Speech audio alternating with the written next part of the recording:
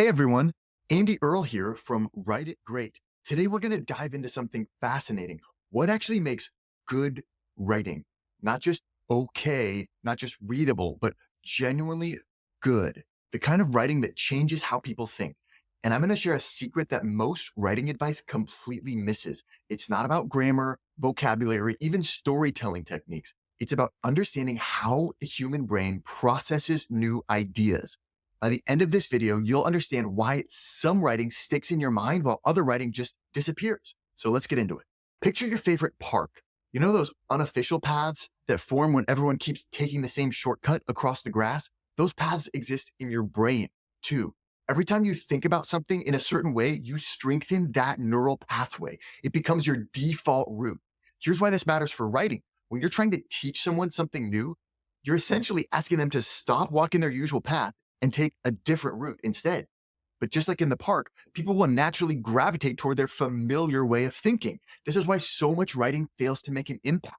It's trying to compete with pathways that have been reinforced for years. The secret to great writing isn't fighting these paths, it's creating entirely new ones that feel so natural, people actually want to walk them. That's what we're going to explore today. Have you ever noticed how certain phrases just stick in your head? The butterfly effect, the tipping point, the golden rule. These aren't just clever names, they're cognitive shortcuts that bypass our existing mental pathways. When you encounter a new term for a concept, your brain creates a fresh neural pathway. There's no competition with old thought patterns because this path is entirely new. This is why great writers don't just explain ideas, they rename them. Think about it. Which is more memorable?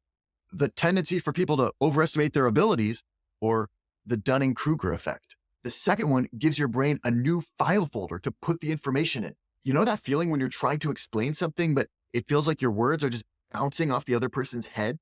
That's cognitive interference in action. Their brain is automatically filtering your ideas through their existing beliefs. This is why telling someone that's not how it works rarely changes their mind. Their brain has already built a fortress of neural connections around their current understanding. But here's the trick. Instead of attacking that fortress head on, great writing creates a new path around it. It's like being a cognitive ninja. Why fight through resistance when you can elegantly sidestep it? Let me show you something cool. Take a complex idea like confirmation bias. Most people's ideas automatically file this under psychology jargon and tune it out. But what if we called it the echo chamber effect instead? Suddenly, you've given people a vivid mental image they can picture, sound bouncing off walls, creating a feedback loop. This new metaphor bypasses their mental filing system and creates a fresh way to think about the concept. This is what separates good writing from great writing. Good writing explains things clearly. Great writing creates new mental pathways that make complex ideas feel intuitive and memorable. Great writing isn't just about coming up with clever individual names, it's about creating a coherent system of ideas that work together.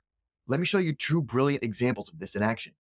In the 7 Habits of Highly Effective People, Stephen Covey doesn't just list random habits, he creates a system where each habit starts with a verb. Be proactive, begin with the end in mind, put first things first. This parallel structure makes his ideas feel like a complete set, like they belong together. Or look at Daniel Kahneman's Thinking Fast and Slow. He builds his entire book around 2 systems, System 1 and System 2. Then he creates pairs of related concepts. Fast thinking versus slow thinking, automatic processing versus effortful processing. Each new term reinforces his central idea of 2 distinct ways of thinking. This is what separates random clever phrases from a true naming strategy. Your terms should work together like instruments in an orchestra, each one distinct, but all playing the same song. Here's a mind-blowing fact. Your brain processes visual information 60,000 times faster than text. This is why the best writers turn abstract ideas into concrete images. Instead of writing about effective time management, they might talk about time tsunamis, those overwhelming waves of tasks that crash into your day. Instead of procrastination, they might describe the resistance monster that grows bigger every time you feed it by delaying work.